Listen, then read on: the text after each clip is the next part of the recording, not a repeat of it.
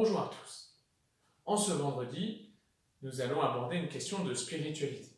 Et avec vous ce matin, je voudrais vous proposer d'approfondir la prière du chapelet. Prière qui peut nous paraître un peu rébarbative.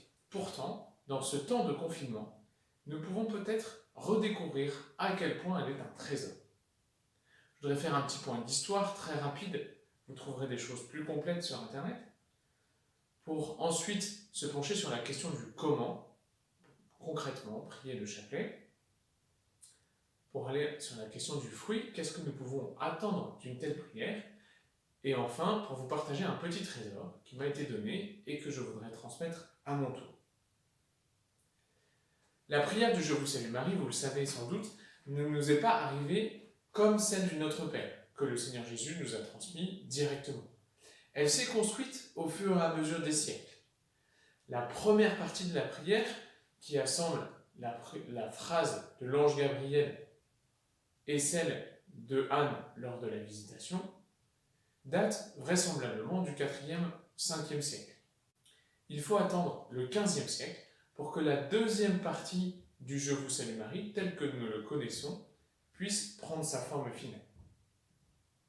En 1571, le pape Pie V décrète que le 7 octobre est d'ailleurs consacré à Notre-Dame du Rosaire, une fête que nous fêtons toujours en mémoire de Notre-Dame de l'Épante. Pauline Jaricot, une lyonnaise que nous connaissons, a rendu cette prière beaucoup plus vivante grâce au rosaire vivant. Dans les derniers temps, Jean-Paul II a rajouté une 4e série de mystères. Ça me permet de faire la transition sur la façon de prier le rosaire. Le chapelet, vous le savez sans doute, est composé de 53 Je vous salue Marie. Ce sont les petites perles blanches. Vous pourrez vous amuser à les recompter, il me semble que j'en ai pas oublié une. Il y a également 6 Notre Père, ce sont les perles noires. La croix est importante parce que c'est celle qui nous fait rentrer dans la prière du chapelet par la confession de notre foi avec le symbole des apôtres. Ainsi donc, nous prions le Je crois en Dieu, un Notre Père, 3 Je vous salue Marie, puis nous commençons les 5 dizaines de chapelet avec à chaque fois un Notre Père et les Je vous salue Marie. Pour pouvoir bien rentrer dans cette prière, il y a ce que nous appelons les mystères.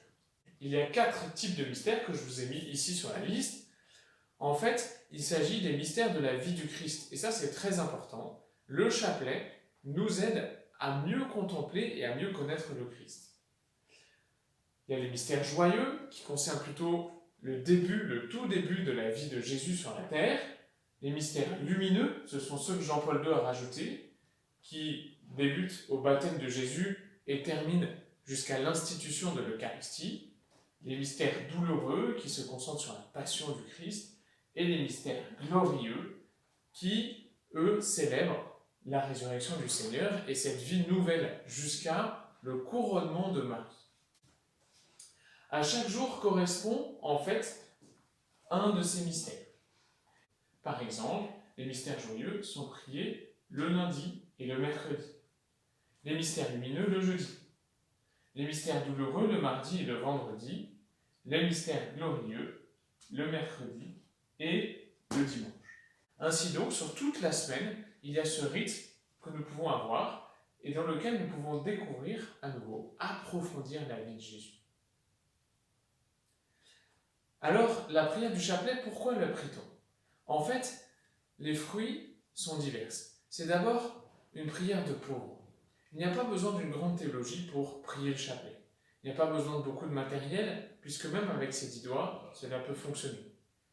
Il y a également certains moments de notre vie, de grandes épreuves que nous traversons. C'est parfois la seule prière dont nous sommes capables et qui peut continuer de nous relier à Dieu. C'est également la prière qui a une intercession puissante. Lorsque la Vierge Marie apparaît à Bernadette à Lourdes, eh bien, c'est ce qu'elle lui demande, de prier le chapelet. C'est une aide au discernement très efficace également. Une maman me confiait que pour la question de ses enfants, qui concerne ses enfants, elle aimait beaucoup s'accrocher à son chapelet et se tourner vers cette autre maman pour lui demander de nombreux conseils. C'est, comme je le disais tout à l'heure, l'importance de pouvoir goûter contempler, approfondir les mystères de la vie de Jésus et son amour pour chacun d'entre nous. Ce qui me permet maintenant de vous parler du trésor que l'on m'a confié. Ce trésor que l'on m'a confié et que je voudrais vous confier à votre tour. C'est le trésor de la clausule. En fait, sans que nous le sachions, à chaque vendredi, à chaque Je vous salue Marie que nous prions, nous avons une clausule. Donc la clausule, c'est une partie de phrase qui caractérise le nom de Jésus. Je vous salue Marie, comblée de grâce, le Seigneur est avec vous, vous êtes bénie entre toutes les femmes, jusque-là pas de surprise, et Jésus, le fruit de vos entrailles, est une clausule.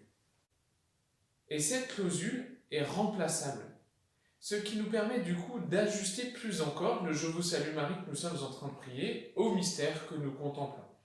Par exemple, mercredi, nous avons fêté l'Annonciation.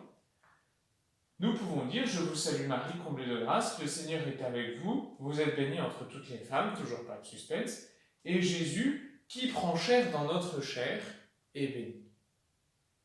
Ou, lorsque nous contemplons les mystères douloureux, et par exemple le premier qui est l'arrivée de Jésus dans le jardin de Gethsémani, « Je vous salue Marie, comblée de grâce, le Seigneur est avec vous, vous êtes bénie entre toutes les femmes », et Jésus, qui s'en va prier à Gethsémani, est béni, etc., etc. Et vous verrez, plus vous vous entraînerez à les prier, ces clausules, au début c'est un peu plus compliqué, plus elles viendront et elles alimenteront votre prière pour vous faire tourner vers ce mystère que vous êtes en train de prier. Alors je vous souhaite une bonne méditation du chapelet. Je confie toute notre paroisse et tout notre pays à votre prière et je continue de prier pour vous également.